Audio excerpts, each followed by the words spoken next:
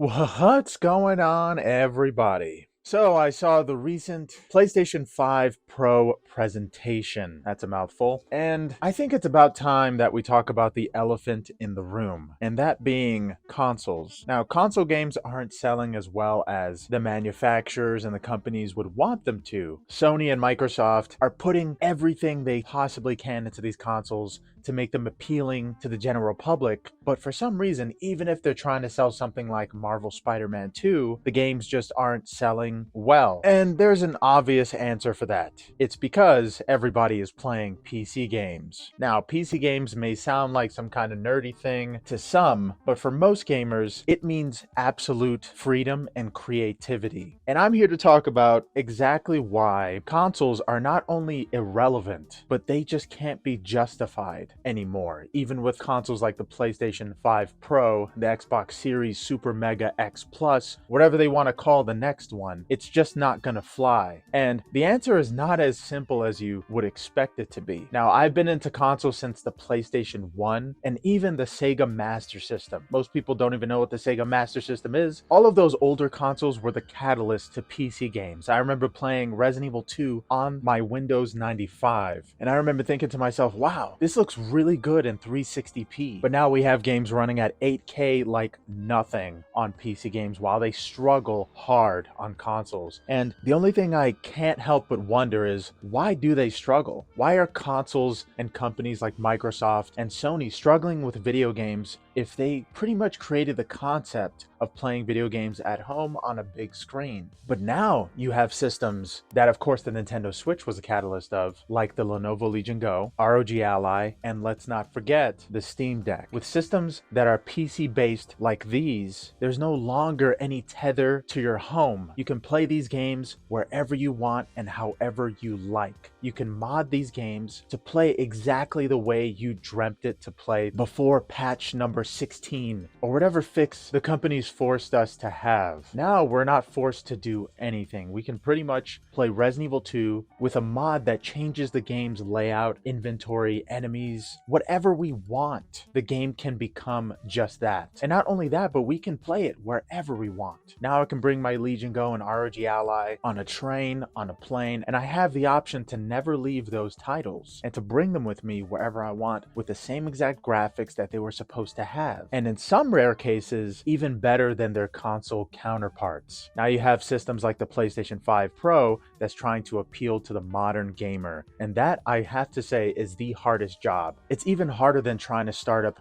a YouTube channel by yourself to appeal to thousands of people like I have. I think they have the hardest job right now in terms of video games, and it's really getting tough to justify having a console. Now, they have something called PSSR, which is an upscaling method that is integrated into the AMD processors inside of the PlayStation 5 Pro. And the crappy part about that is the fact that they can't use AMD's integrated software because, well, it's made for PCs. And I feel like AMD's upscaling options are a lot more lucrative than what PlayStation is offering even today. Now, PSSR does look pretty impressive, but not as impressive as frame generation, FSR 3.1, all of those perfectly integrated softwares that go along very well with the CPU as intended. But of course, PlayStation needs to make something that's their own. They need to make integrated software, proprietary software, something that shows their name on it and not AMD or Nvidia or any other graphics card or CPU that they jam into their consoles next year or next decade. And this is wasting a lot of money and time for the companies. Simply getting away and trying to be their own thing is wasting their time and wasting their money. In turn, that creates a vacuum for a lack of exclusives, more delays, and just overall console quality degradation. And you can see it in the latest presentations of Sony and especially Microsoft. At some point, Microsoft even said they quit. They lost. And it takes a company a lot of struggling and suffering to admit those things. Now with PC, we are flourishing. We're ever growing. We have so many awesome indie titles that are instantly available to us. And pretty much for me, PC games have been a dream come true. Console games are just annoying. You have to update things and you're stuck in this closed box box that you would rather not be in the first place. So yeah, I think it's high time that we talk about how utterly useless consoles have become. I know that there are a lot of people, a lot of kids that want it to be simple, but there are also a lot of kids that are playing PC games. My little brother has been playing PC games since he was 12. I mean, it's not really a hard thing to get into if you just try to be smarter about it. You don't have to be like a scientist to get into PC games. Heck, a lot of people say that they're not really into computers, but they built an entire gaming computer. These avenues are so much easier to get into nowadays, especially with PC titles. And with console games, you have to sort of understand new concepts. You have to accept things that are unacceptable. You have to be in closed boxes just for the sake of pressing a button and having a simple menu play your game. While we have systems like Steam Deck that bring everything that was great about a console and a PC into one system. And I would even go as far as to call Steam Deck a console, PC hybrid. While you have systems that I play that are Windows based like Legion Go and ROG Ally, which are a bit harder to get into and to get into the rhyme and reason of Windows 11, but you can pretty much play an infinite amount of titles on systems like these. And I truly believe that within 5 years,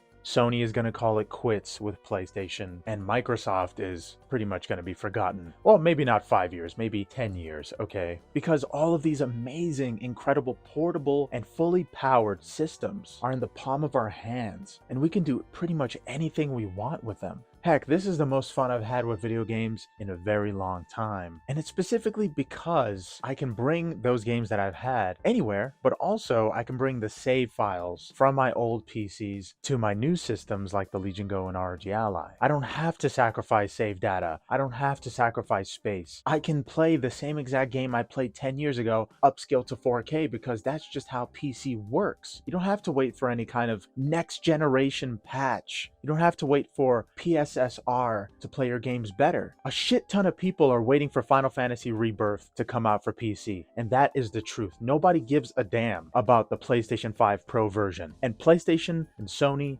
knows this. They're showing 3 basic titles all the time, or 4 if you count Ghost of Tsushima, but most people are playing Ghost of Tsushima, as you can see, on the Legion Go and ROG Ally, and especially the Steam Deck. This game plays exceptional on all of those systems, and you don't need a PlayStation to do that. So yeah, let me know what you guys think about the elephant in the room that is consoles like PlayStation and Xbox. Do you think they should call it quits? Or do you think they should make their systems hybrids just like Nintendo? I think whatever route they choose, it's still going to go downhill, and not in a good way, because PC games are just too damn awesome now.